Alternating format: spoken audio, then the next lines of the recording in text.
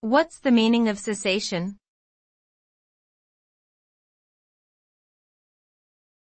Cessation.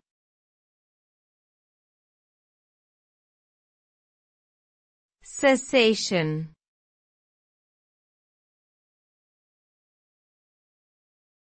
Cessation.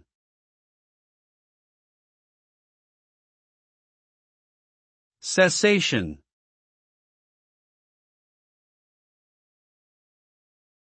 The term cessation refers to the act of ending or stopping something.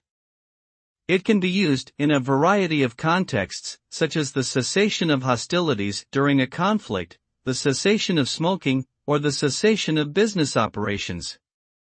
The result of cessation can vary depending on the situation. It could lead to peace and resolution, improved health, or financial loss.